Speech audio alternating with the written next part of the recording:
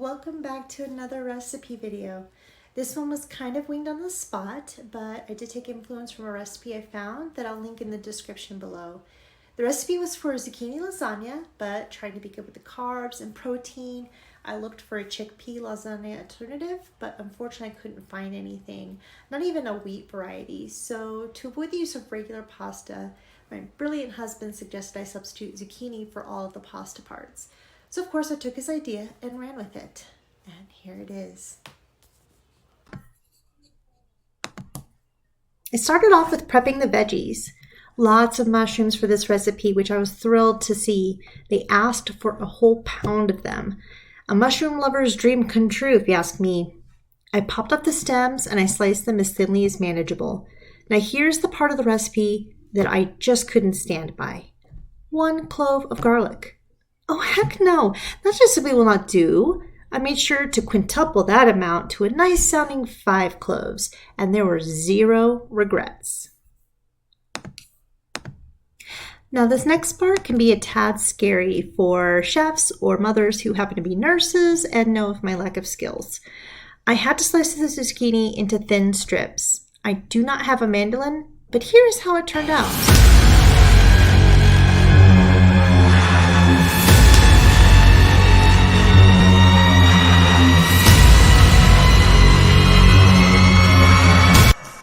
Just kidding. Here's the real footage. I'm proud to report that I had no injuries, but my zucchini slices were not symmetrical, so I suppose that bears resemblance to a horror film. Just know that I have made many warnings of my amateur cooking abilities, so that horror show lasts about 10 minutes, so we'll just cut over to the stove. I went ahead and heated the olive oil. Now normally I feel most recipes have you start with onion, then garlic, then other veggies. But my innate desire to follow recipes to an absolute T meant that I did as was asked and put mushrooms and garlic in at the same time. Perhaps this was done because no onion was used, but I can't say for sure. I will say that this had no negative impact on the end product. The shrooms and garlic were cooked until soft and then were placed in a small bowl off to the side. More olive oil was then added to the pan and a good handful of spinach added next.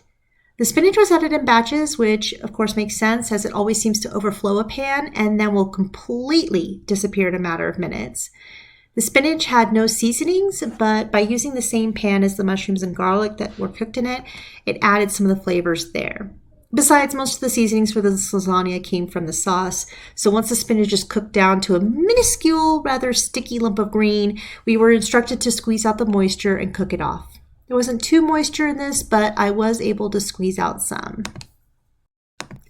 Now on to the cheesy mixture. We cracked 1 egg and beat them in a small bowl. I then added the beaten egg to a larger bowl that would hold all the cheese and egg as I mixed it all together. I added, or should I say plopped, a 15-ounce container of low-fat skim ricotta cheese into the bowl with the egg and then measured out the 1 cup of mozzarella and ½ cup of grated Parmesan. I just love cheese, and I think this lasagna checked all those cheese-loving boxes for me. The remaining mozzarella and Parmesan were added to a separate bowl to mix together for the final cheese layer on top of the prepared lasagna. Now it's on to assembly time. Luckily for me, we can every year from our garden, and we had some canned marinara sauce from last year's garden haul. So I used that as my sauce instead of store-bought. I greased the pan and added a cup of sauce, spreading it out evenly along the bottom. I then added my first layer of zucchini. I tried to keep it well covered, but the zucchinis I used were pretty small and so required quite a few slices. Next is a layer of the cheesy mixture we made with the ricotta.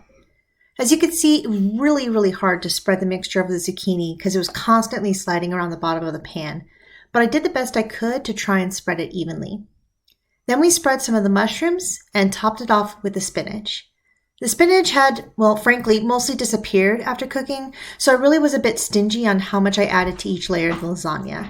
Another cup of sauce is put on top, and then we simply repeat for the next layer. There was a total of 2 layers, with the last being topped with another layer of zucchini, sauce, and ricotta cheese mixture. We then sprinkle that beautiful mozzarella and Parmesan that was placed in that separate bowl earlier.